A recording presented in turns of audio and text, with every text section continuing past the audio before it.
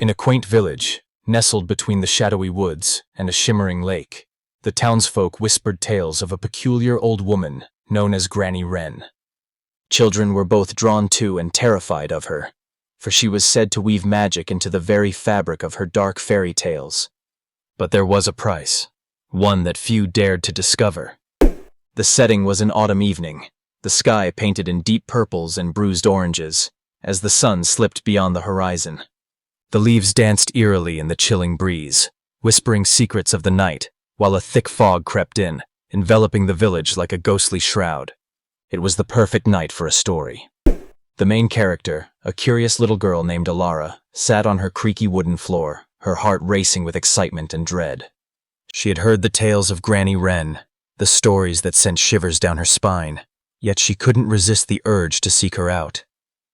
"They say she knows the secrets of the woods," Arara whispered to herself, her wide eyes reflecting the flickering candlelight, "and that she can grant wishes, for a price." Determined, Arara wrapped herself in a tattered cloak and ventured into the woods, where shadows twisted and turned, playing tricks on her imagination. As she walked deeper into the thicket, the sounds of the village faded, replaced by the rustle of leaves and the distant hoot of an owl, as if warning her to turn back. But Arara pressed on, her heart pounding with each step. Finally, she stumbled upon a crooked little cottage, its windows glowing with an eerie, warm light. The door creaked open, revealing Granny Ren, her wild white hair cascading like a waterfall of clouds.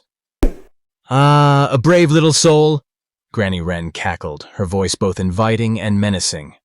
"What brings you to my humble abode?" Arara hesitated but bravely replied, "I want to hear your stories, Granny.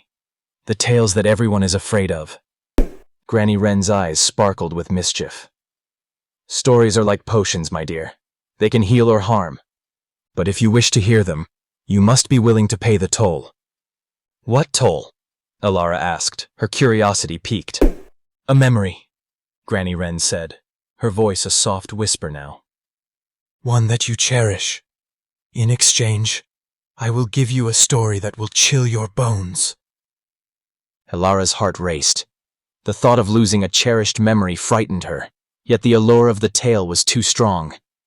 After a moment of contemplation, she nodded. "I agree." Granny Ren smiled, revealing a set of crooked teeth. "Very well, child. What memory will you give?"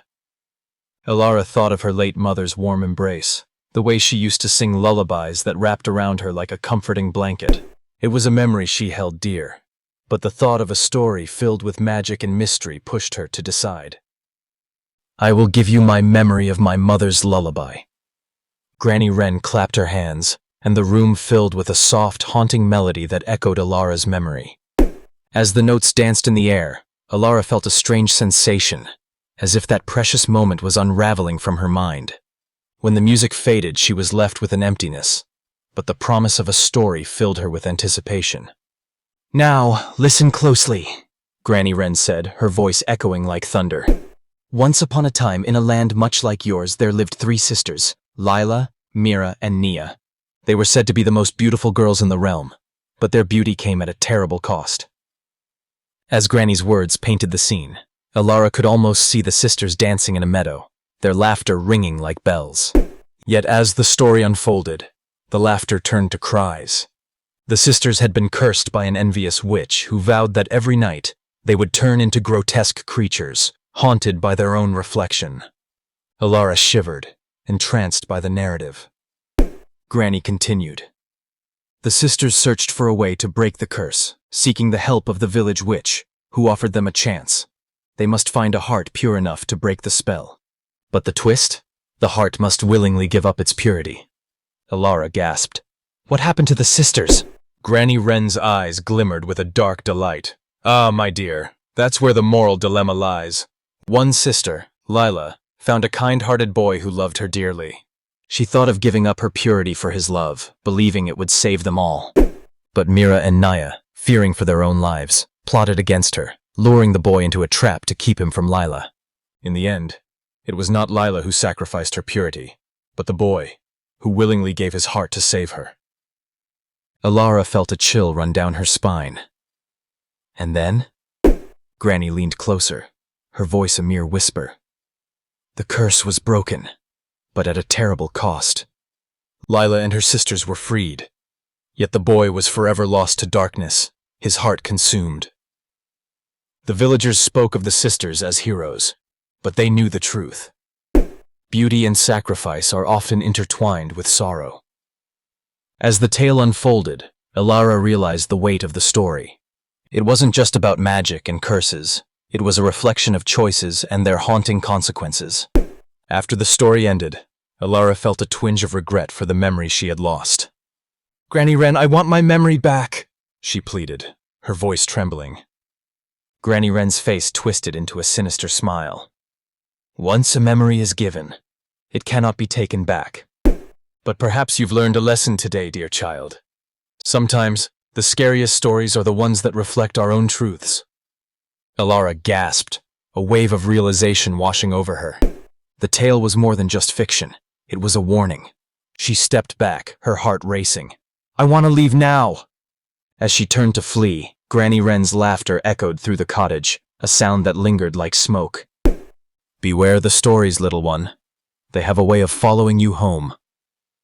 Arara stumbled through the woods, the fog wrapping around her like a living entity. The shadows loomed larger, and every rustle seemed to whisper her name. When she finally reached the village, she felt a weight on her chest, as if the darkness of the story had seeped into her very soul. The laughter of children playing filled the air, but it felt distant, as if she were no longer part of their world. Weeks passed, and Arara often found herself lost in thought, haunted by the tale of the sisters. She noticed the children in the village began to whisper about her, the girl who had dared to seek Granny Ren. They told stories of her bravery, but also of the darkness that enveloped her. Arara tried to shake off the feeling, but the memory of her mother's lullaby was replaced by shadows of doubt and sorrow. One night, as the moon cast a silver glow over the village, Arara sat by the lake, staring into the water. Her reflection stared back, but it wasn't just her image she saw. Lila, Mira, and Nia appeared behind her, their faces twisted in nightmarish beauty. You've chosen the path of sacrifice, haven't you? Lila whispered, her voice echoing through the air. Remember, dear child, every story has its cost. Arara screamed, but the sound was lost in the night. She realized then that the stories of Granny Ren were never truly over. They lived on, entwined with the hearts of those who dared to listen. As the fog rolled in once more, Arara understood that she had become part of the tale, a warning and a lesson for those who sought the truth behind the dark fairy tales. And in the village, under the watchful gaze of the moon, the stories would whisper on, waiting for the next curious soul to unravel their secrets.